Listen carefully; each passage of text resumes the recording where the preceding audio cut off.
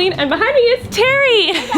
This is my friend Terry. I love her so much. She's done a couple of psychic readings for me. She's read my cards. She is amazing. She's incredible. And a lot of you have seen the videos that we've done together. And she recently reached out to me and asked if she could teach me how to tap into my intuition. Yes. Is that what you would call it? So we're gonna do that together right now. I'm so excited. But first she's gonna read my cards, and then she's gonna teach me how to kind of do that, because in the time we're living in, that might be helpful for all of us to kind of learn how to tap into a little bit of our own personal truths. There you go. As you guys see, we're still in the middle of a pandemic, so we are social distancing. So we'll be sitting 6 feet apart, and we have cameras that are gonna be close up on our face, and also Corey's behind the camera, and he's gonna be filming as well. So you're gonna have lots of weird camera angles, but it's how we gotta do it during this pandemic. When the pandemic is over, Terry and I can hug and do this sitting next to each other. But for now, this is what we gotta do. So let's get started, yay! Hi, this is my close-up, hello. I know this setup is weird, but here we are. Also, there's a lot of construction happening at my house right now, so you're gonna hear lots of sounds. I'm sorry, it's a pandemic. This is our option. We're also in the middle of like fires, so it smells. Oh, I can smell it.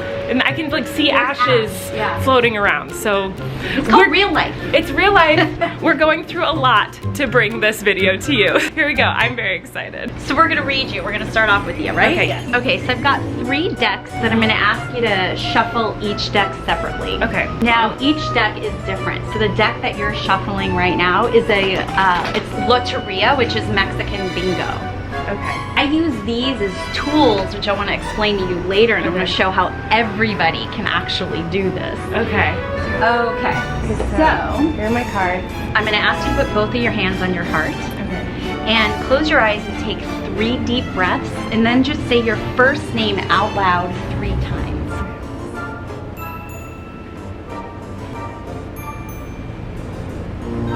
Colleen, Colleen, Colleen. Now the reason why I do that is because what they're finding through a lot of research is that the heart has the largest electromagnetic field of the body, so it's bigger than the brain, and this is where truth lives. Truth lies. So I wanted to make sure I'm tapping into your truth. Do you have any questions, or do you want me to just generally? I think maybe just general. Let's see what you get. So here's the first thing that's coming up. It does feel to me like there is some sadness that's coming up. I'm also getting that there's a lot of inner struggles. Now I know you mentioned inner struggles, but there is, you know, I gotta say that there's some financial issues, or what's coming up are a lot of thoughts about finances. Do you understand this? Yes. So some of that sadness is actually coming from or stemming from anxiety regarding money. You understand this? Okay. What I'm being told and what I'm seeing here is to continue sitting in the discomfort of this, which is really doesn't feel good. The thing is when you sit in it, there's a type of acceptance that happens. Once that acceptance happens, God, again, the sun, which is like victory in my world. So this is all about you sitting in the discomfort of this for the revelations to occur. Without you sitting in it, if you were to get distracted by something else, you wouldn't be in the alignment and the truth of what your next step is. So in other words, there's a part of you that is being reborn right now, just like a whole bunch of us. And in terms of your career, there's a part of you that is now discovering a new direction, but you don't have that yet. But you know, do you understand that you can feel something is brewing within you, and you just don't know what it is yet? So it's almost like it's no mistake that, oh, all right, okay.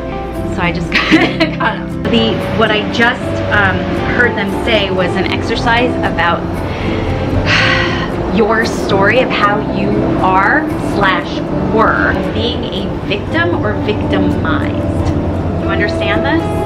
Okay, so what they're talking about is writing out the story of how you were victimized, in what area. We don't have to go into details or whatever, and writing to that part of yourself as the victim. So I felt this when you did this happened to me, blah blah blah blah, and this is why I'm angry and all of this. And I did this very exercise last night for relationships for myself. It does feel to me like your body is holding some of this. What is this about your chest? Your chest and your shoulders, you carry a lot. What's going on here? Yeah, I mean, it's so crazy, like, because this is something.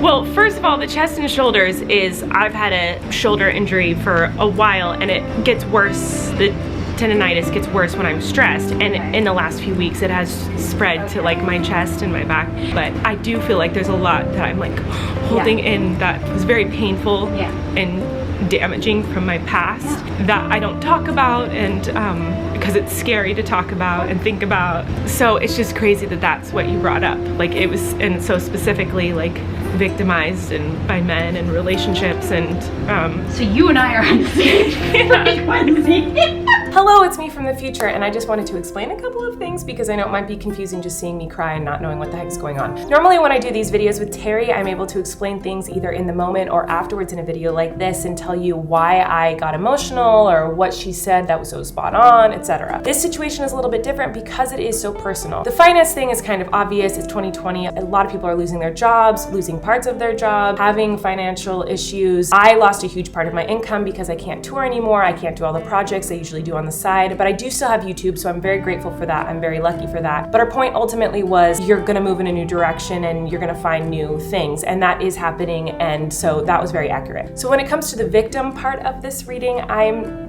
not going to share that information with you because it is so personal and painful and so deep down buried into the pits of my soul. But it was terrifying for me that she brought it up because that's something that I don't talk about and I don't think about. But what's crazy is that for a while now I've been really dwelling on something that I've never dwelled on before, never thought about really, and I've been dwelling on it thinking, is this the reason I'm having so many issues now later in my life? And then she shows up and she's like, oh, you should do something about this, and I'm like, what the heck? I don't even talk about this. Nobody knows about this. I don't talk about this to anybody. Why are you talking about this? Stop, you're freaking me out. And right before Terry came, I had just left my therapist. I'm now looking for a new therapist because I like being given tools in therapy. So I like, hey, here's a problem and here's some tools you can try to fix it. This therapist didn't really do that for me. And so the fact that then Terry brought up a tool on how to help with the problem that I'm having inside of my brain that I'm not talking about, I'm just thinking about sometimes, and I was just freaked out, just freaked me out. So anyway, moving on with the video. So can I share with you some things that might help? Yes. There's a difference between talking about issues and challenges, and then there's a difference between doing. So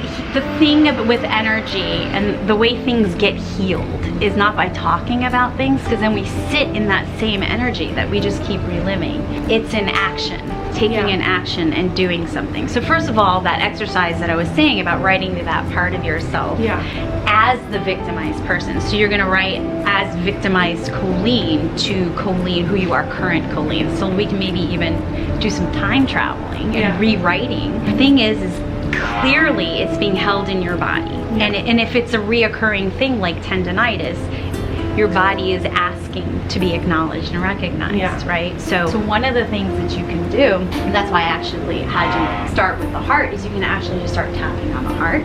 Like this is free, it doesn't cost money, and you're activating the parasympathetic system of your body, which is telling you you're calm and you're safe. Whatever happened is not happening right now. So when you're in your anxious state, start tapping on our heart center area, we start activating that part of ourselves, which makes us feel safe, and understand that we are not that person in that moment that's experiencing that past thing. So it's a somatic experience. And you're a singer, right? So maybe when you're experiencing those moments of being triggered, maybe you can just start singing. It's funny that you brought up singing though, because that is something that since I was a little girl I would do naturally when I was scared or anything that negative happened. I would just start like humming in pain, especially. I remember through my pregnancy, anytime I feel pain I'd be like, ah! Like I would like, it would just come out of me like I just would sing for a second, and that's how I like, or if I'm scared, like I hum. And so that's funny that you brought that up. I don't do that. I don't do that for mental pain though. Well, pain is pain. Right. I feel like you're right on the brink, like you're right on a breakthrough. So there's some judgment also going on with you. You understand that? Like you're feeling wrong, or you're making yourself wrong, or I shouldn't be feeling this way, or I shouldn't do any of that. With all due respect, that's ego talking. That's like your inner brain lying to you.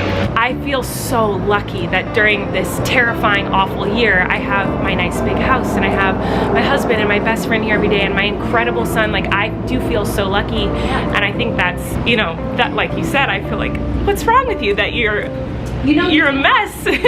you know you can have all of that and feel like. Yeah, I know because I do. And I do think it all stems from the things from my past that I, you know, try to just push down and not, you know, not address. Yeah, and that's normal. Yeah. So you know what that means? You're okay. Yeah. We have the answers. And here's the thing. There's so many different truths. There's not just one truth. Yeah. So that's why it's important for us to get inside of ourselves and not be a victim of the chaos of life. Yeah. So you want to play? Yes, let's play. Let's play. Now you as a mom now, I'm sure you've experienced some intuitive hits in terms of your kid, right? Yes. So it was already there. Maybe you weren't aware of it, but it like now it's like boing. Everything with my son, at least, I was like, no, I know that there's something going on. Like when he had colic, I was like, I know something's going on. And that happens all the time with Flynn. I'll be like, I know something is up. I've never trusted my intuition in my life, but as a mom, when it comes to Flynn, like, I know when something is up. Exactly, strong. We have a real strong investment in that intuition. Now, everybody has an intuition. Everybody. It's just, we're not really taught how to use it, and then we don't develop it. So pick a deck that you would want to, and this is like this one. All right. This one, it's the brightest. Okay. Okay, so am I opening Okay, so open it and take out the deck. Okay, opening it. The whole thing about intuition is for you to get some sort of validation, right? So you to start trusting the information. Okay. So this is what I'm gonna ask you to do. Okay. Oh my God. So I'm gonna ask you to shuffle the deck. When you're shuffling the deck, think of me. Think of you. Think of me. Okay. So in other words, you're gonna give me like a little mini reading of me. Oh God. No pressure. Look at her face. I'm scared. Okay. I'm gonna shuffle the deck. So shuffle the deck. You can, if you want, you can do it with your eyes closed, open whatever. I'm thinking you of want. you.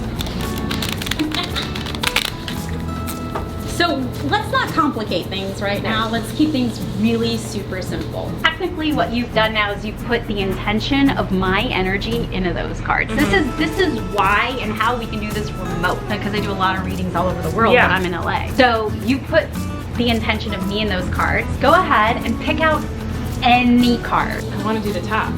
Do the top then. Now, if we were gonna do this traditionally, there would be like a whole layout, but we don't need to complicate things. You can always look at the book and see what the card means and all of that, but we wanna get into your intuition. So pick up the card and just look at the card and see if there's one thing, we'll start off with this one thing that just kind of stands out to you. Fortune's wheel. Well, the first thing that stood out to me before, like, really staring at it was the word fortune. Some people might think like fortune, like money, but I'm thinking fortune, like your future. I don't know why. I'm just telling you what I'm thinking. Exactly. So let's just stop right there for a second, because we want to take one thing at a time. Okay. So that's really important information. Let me ask you this. Did you see that? Did you feel I felt it. I felt future and like positivity, like goodness. Okay, so you felt that in your body. Yes. That's awesome. So that's called clairsentience. Okay.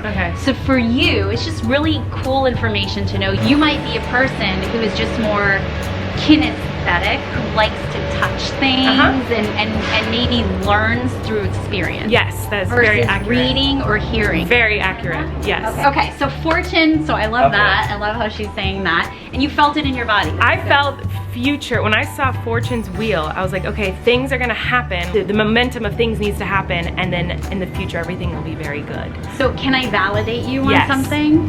I literally was Marco Poloing with a girlfriend this morning, and I said, I really feel like the momentum of my business is starting to pick up. I use the word momentum. Ask Corey how often have I ever even said the word momentum in my life? Like the first time she's ever said it. What's the next thing that pops out on that? Well, the next thing that popped out to me was there's this little face. This is your like past self watching. Oh, look at that. Like your past self is watching what you're doing and what you're going to be doing in approval and acceptance. I am constantly working on myself. I can see how you would get that because I kind of observe myself in those moments. Woo! Look at you, you're reading me, girl. Yeah, right.